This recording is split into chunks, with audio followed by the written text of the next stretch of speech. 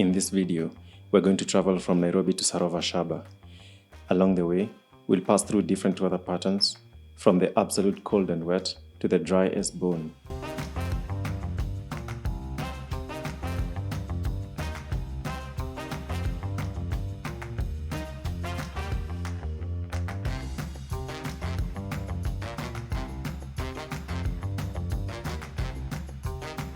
We'll see some towns, some animals, and hopefully survive some black spots along the way. So stay with me and let's embark on this interesting journey. We're traveling to a place that, to the best of my knowledge, I know as dry. I've known this for a long time. One of those facts that stay in your mind for so long, they become twisted. These facts become a stereotype that you use to profile a place and a people. So this trip, not only is it meant to be an escape from the incessant election news that's on a 24-hour cycle, but also break a stereotype that the northern eastern region is hot and dry and nothing interesting can be found there, at least not in the eyes of this city-dwelling individual. Thika Superhighway. It is a Saturday morning, so traffic is light. Plus, as earlier mentioned, this video is shot just after the election period, and as some of you may know, elections paralyze Kenya and everything slows down, including business and by extension, movement. And while this escape from all that is temporary, it's still an escape.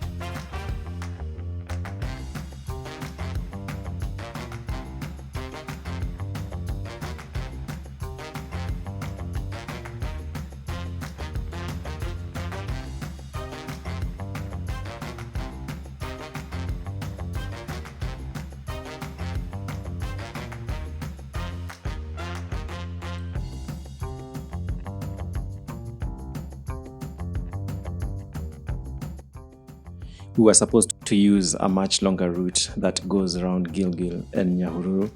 Unfortunately, we woke up to news that there had been an accident at the Gilgil Way Bridge, which had caused an 8-hour long traffic jam that was stretching for kilometers. So unfortunately, we have to use this alternative route that was supposed to be the return route. Nevertheless, the party must go on.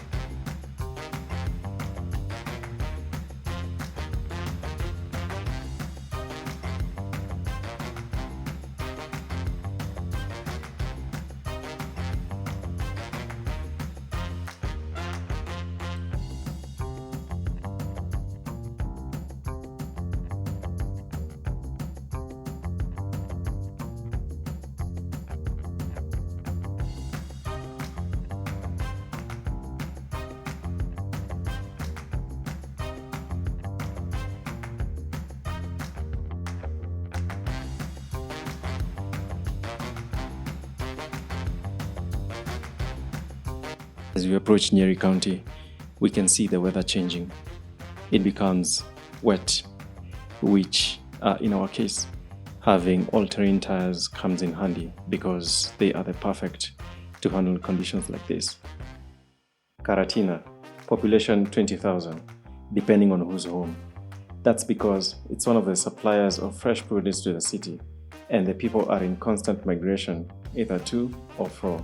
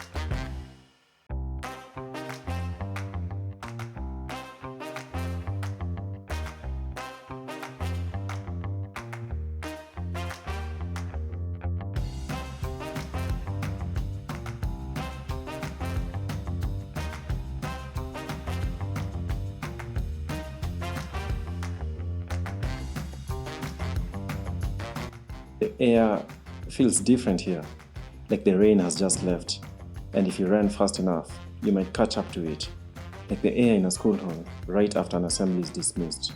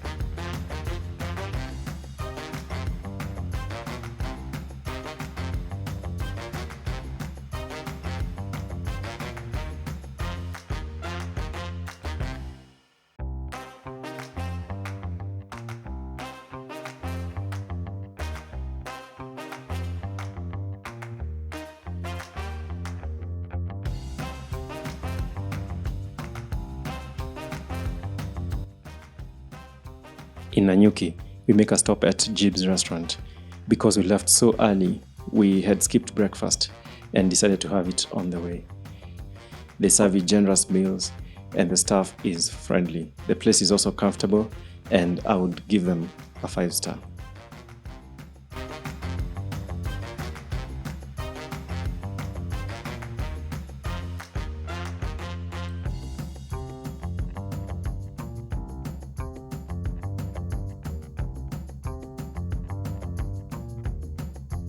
With all these warning signs, this stretch is a place where danger or death becomes one of those things you feel, like cold.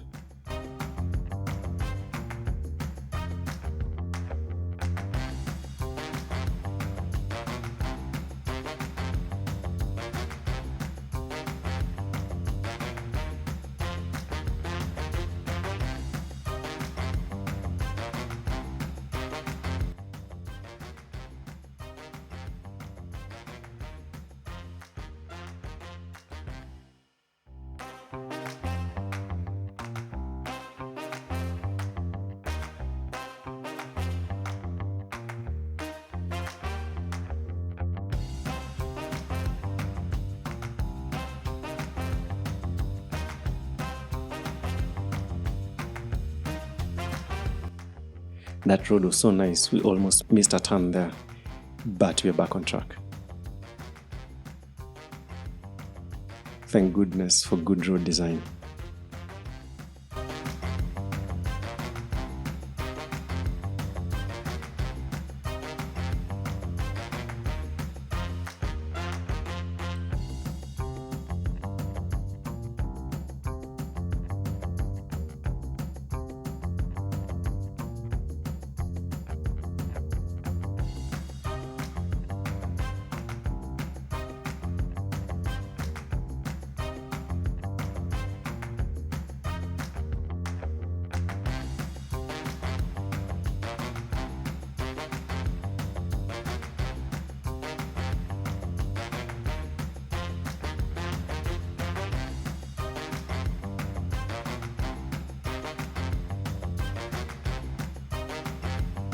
Maili Saba, a town that appears without announcing itself and disappears without excusing itself either.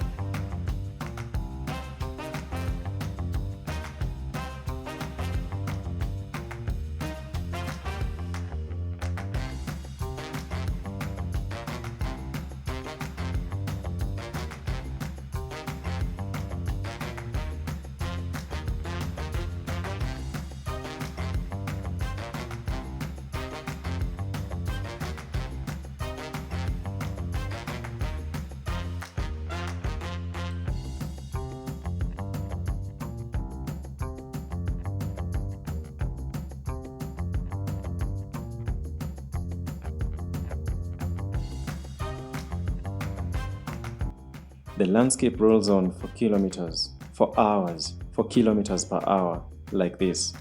Each bend, each stretch, same as the last one. And you, the traveler, are forced to look for the element of surprise in this seemingly mundane moonscape. Sometimes, an animal's tomfoolery takes pity on you and provides it. Oops, careful there.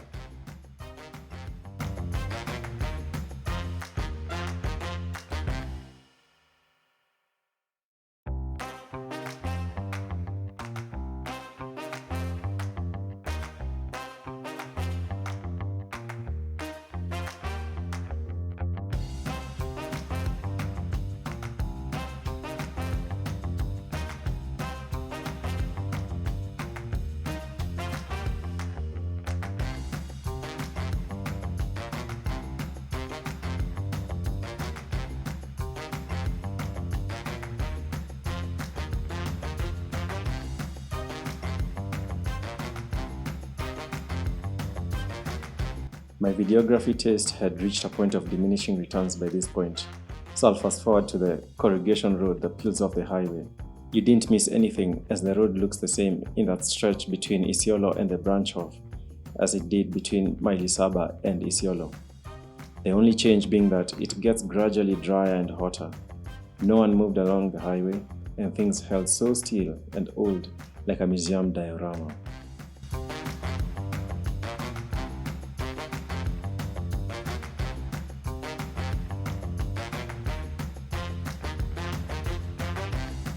I can see how any car can make this trip, any decent car. However, the road is heavily corrugated, and so a 4x4 comes in handy. During the wet season, some of these dry valleys turn into seasonal rivers, so be warned. What was supposed to be a 2-kilometer stretch feels like 40 kilometers after you've been shaken and rattled and shaken your wits off. Your body and mind just feel tired, really.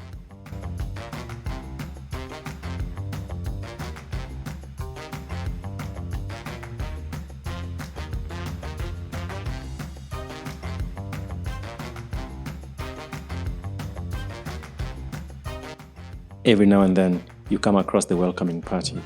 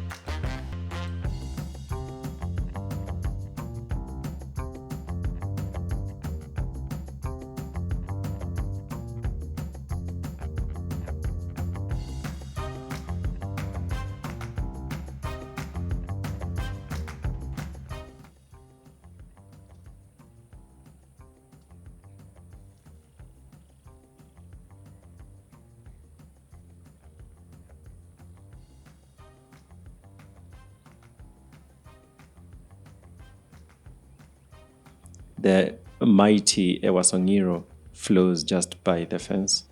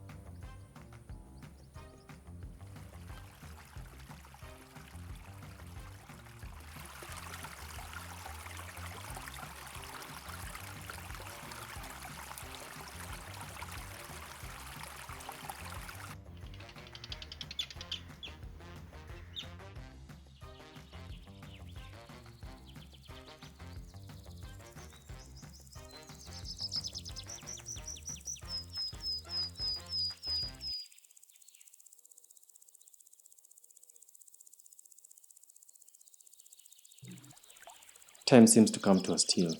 You only care if the sun is up or down.